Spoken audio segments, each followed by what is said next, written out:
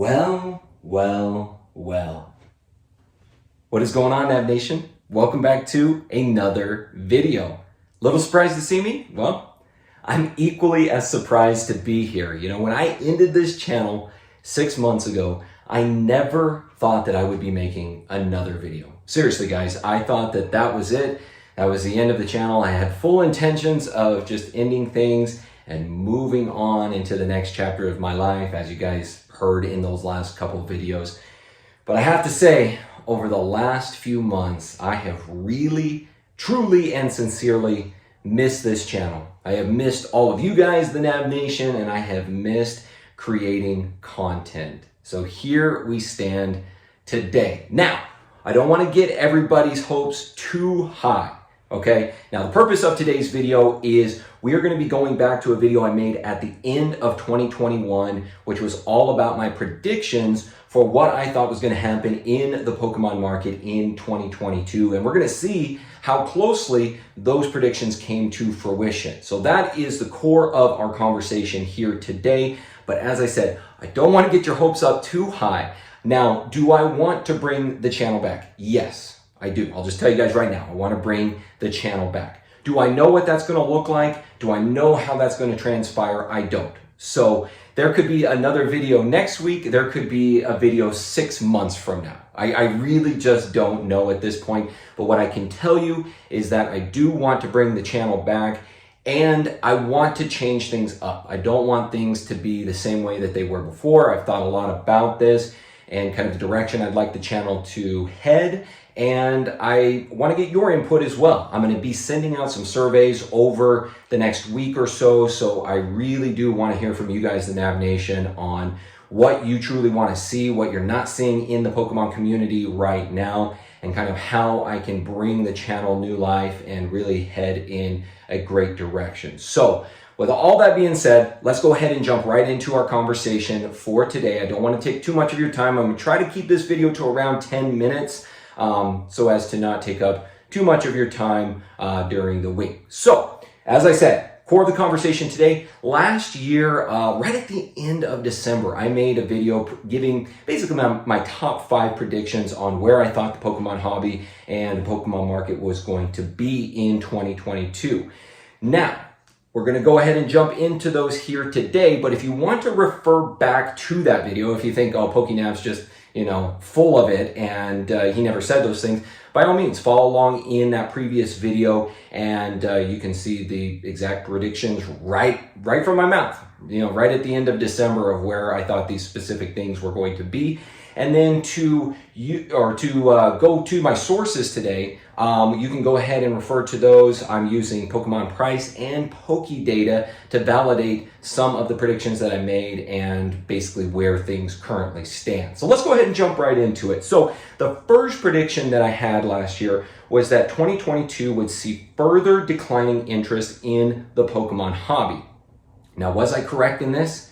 Well, yes and no. Now, predominantly yes. Okay, so here's the big reason from what I've seen in the current data that there is still a declining interest in Pokemon, and I'm going to refer to Pokemon Price for this information, and we're going to be using the total sales count for each month corresponding to the months of 2021 and comparing that to the months of 2022. So this is the total count of products, Pokemon products, that have been sold that were tracked by Pokemon Price. We'll start with January of 2021. In that month, there was 14,012 items that were tracked by Pokemon Price that were sold. Now, this could be a multitude thing, but it's mostly going to be Pokemon cards. That's what they're tracking. They're tracking Pokemon cards. Could be individual cards, could be graded cards, could be sealed products. Those are all of the things that are going into this overall count.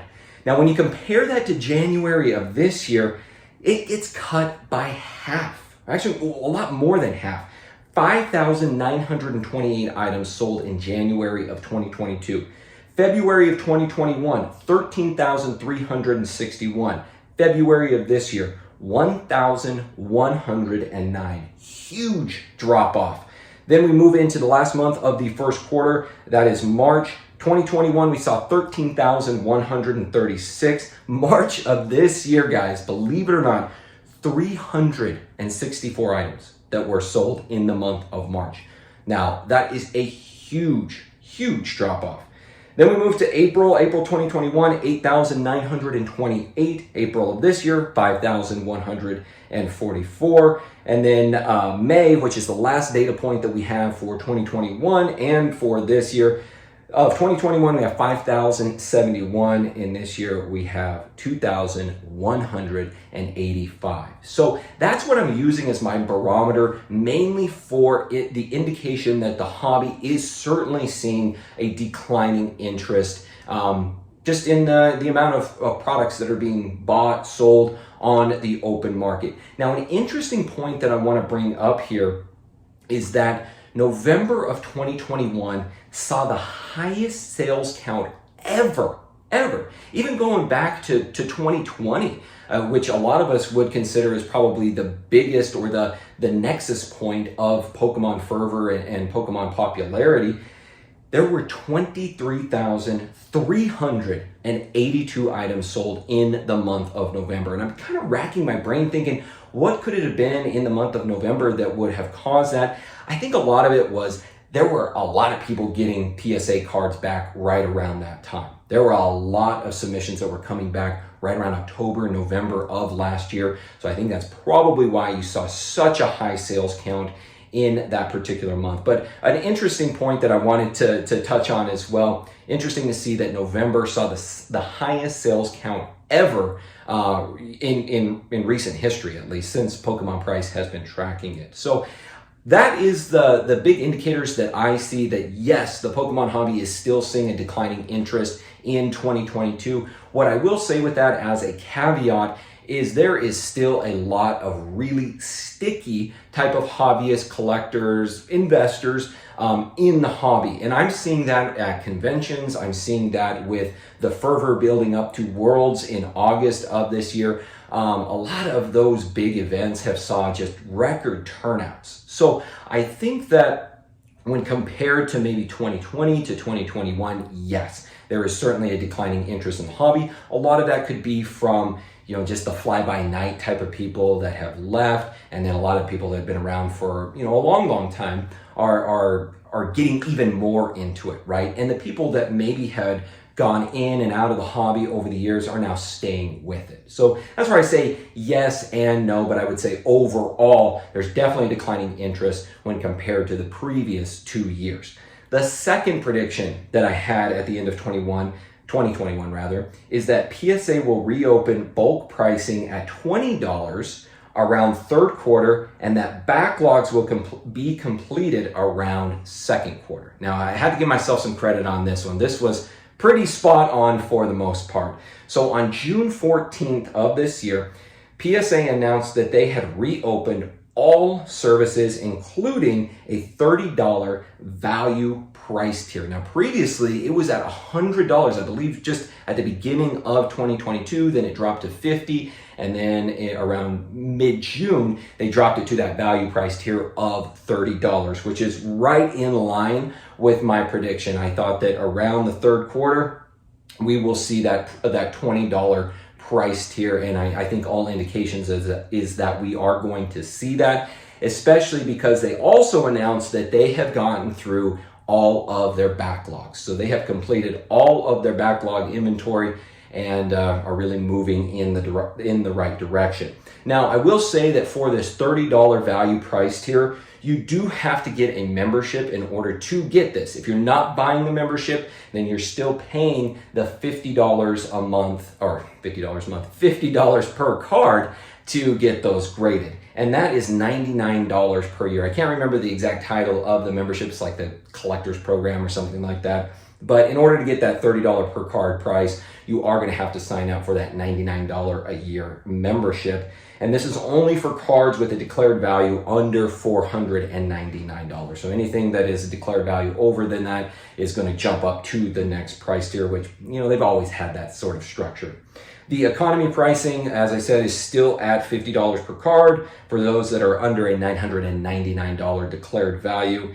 And basically, we can thank all of this, all of the price drops, the completion of the backlog, to the fact that they have done a lot of new expansions. And this includes a new 130,000 square foot facility in New Jersey, 1,200 total team members, and a new PSA economy service submission for all customers with no collectors. So that's the name of it, Collectors Club membership requirement. So pretty spot on here, guys, with that prediction from last year. Now we still haven't hit that $20 price tier that I was predicting, but we still have a whole other quarter, and I think all indications are that really by the time we hit third quarter, I think they will go ahead and open up that $20 value price tier. Probably have to get the membership at that point as well, so that's just something else to keep into consideration. But yeah, I think they'll definitely open up that $20 price tier by third quarter. All right, number 3, this was modern single prices are going to take a big hit, and which we've already seen that, right? We already know that. But the other thing that I was also predicting is that the best cards in the set may not get over $50. Now, I am definitely not right in my prediction that the best cards in the set so far released this year have not gotten over $50, but we certainly have seen a drop in the value of modern single prices for the sets that have been released so far, especially when you compare that to sets that were released in 2021 and 2020. So just looking at some of the most recent sets, now I know by the time this video drops, Pokemon Go will have released, and we probably will have some prices, but I didn't include it in here just because it's so new and prices do get really inflated right upon release. So Brilliant Stars, the most expensive card in that set is the Charizard V Alt Art, which is currently sitting at an average around $165 raw. Next up is the Charizard V Star, sitting at around $128. And next up is the Charizard V, sitting at $43. So when you think you got 3 Charizards in a set and you compare that to previous sets from 2021 and 2020, that is a big price drop when a lot of those Charizards were going for $500, $600, $700 even after a few months of release. So definitely a big price drop there on those singles. Next one is Astral Radiance, the Machamp V, number 172. That one's sitting at about $114 on average. The Origin Form Dialga V, number 177, sitting at $65. And the Origin Form Palkia V, number 167, sitting at $54. So definitely big price drops there on that set. I mean, what do you have to say? I mean, it's not, to me, not that great of cards. So probably not a big surprise that the price points on them aren't that high. So I would say I was kind of half and half there, right? I think I was definitely correct in the sense that the prices, when compared to the past, have certainly dropped off for the singles prices, but they're still sitting relatively strong when you compare that to years past, especially years prior to 2020. All right, our last prediction here that we'll go ahead and get into is that vintage cards, this is what I said end of last year, vintage cards in higher grades, PSA 10, PSA 9, will remain relatively stable throughout 2022, while lower condition cards, those below PSA 9, 876, yada yada, will be much more volatile. And that's pretty much what we've seen for the most part. Today I'm going to give you an example using a stalwart of the hobby, Base Set Unlimited Charizard. So a PSA 10, we're going to go ahead and compare last year, July of last year to July of this year, and where the price points are at. And I'm using PokeData.io for this particular information, and then kind of filling in some missing spots with recently sold items on eBay to get this information. So if you guys want to follow along and look at those price points and that data, you can go to PokeData.io. So PSA 10 Base Set Unlimited Charizard in July of 2021 was sitting right around $11,000. July of 2022, it is sitting right around $9,700.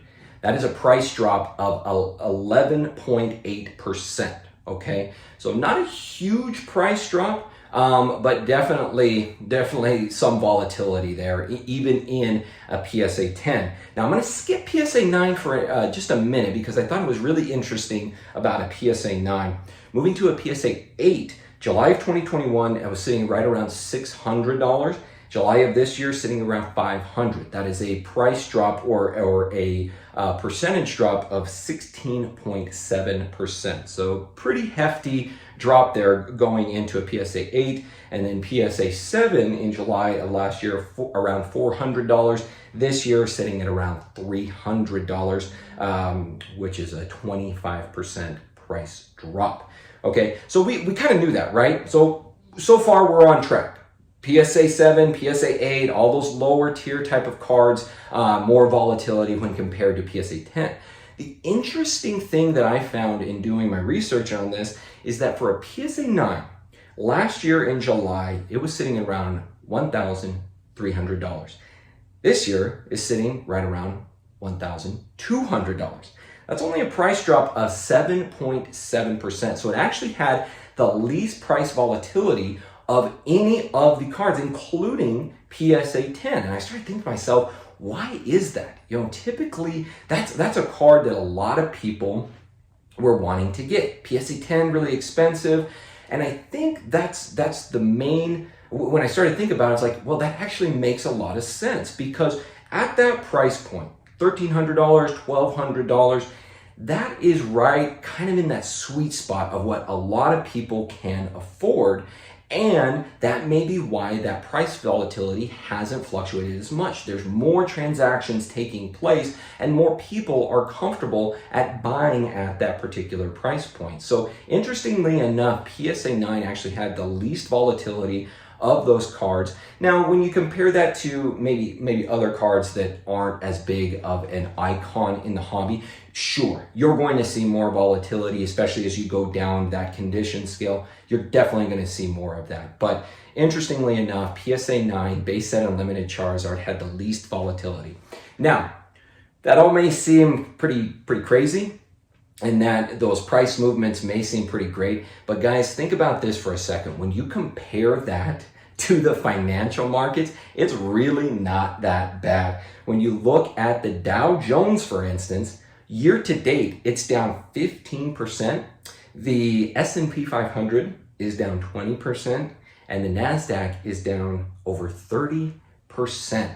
So that base set unlimited Charizard, those price movements, those negative price movements, they don't seem to hurt so bad when you start to look at the overall economy. And as you guys know, if you've been watching this channel for any amount of time, I always like to look at the broader macro economy, because as I've always said, Pokemon does not exist in a vacuum. We have to always take into consideration the broader economy, and that is certainly going to have an impact on where the Pokemon hobby goes. So as I said, guys, I was trying to keep this to 10 minutes. I'm going to double that here today. But I wanted to go over these predictions, seeing as how we're halfway through 2022 already, which is just absolutely insane. I've been away from YouTube a third of the amount of time that I was actually on YouTube, and it's amazing how fast that time has gone. So I hope you enjoyed today's video. I hope you enjoyed seeing me back on camera and just having fun, chatting it up with the Nab Nation once again, guys. And I have to say, it feels so good to be back making a video here for you. Now, as I said, moving forward, I don't know where things are going to go. I don't know how things are going to transpire. I will keep you guys updated with kind of my thoughts, and also be looking out on my Instagram as well as here on YouTube, because I will be sending some correspondences to you guys about kind of my ideas for the channel, how I want to change things, how I want to make things more inclusive and more positive as well. One of the things I've noticed throughout the YouTube sphere, again, there's still quite a bit of negativity, which I talked about last year, and I want to create a very positive atmosphere here on this channel, which we've always had, but there's definitely some things that I'd like to change when compared to how I was doing the channel last time to where I wanted to go into the future. So guys, I hope you're excited. I'm certainly excited, and I hope that you will join me on this new adventure and this new ride. Other than that, I will see you all next time. My name is PokeNav. I'm here to help you navigate the world of Pokemon one video at a time, and I will see you all in the next video.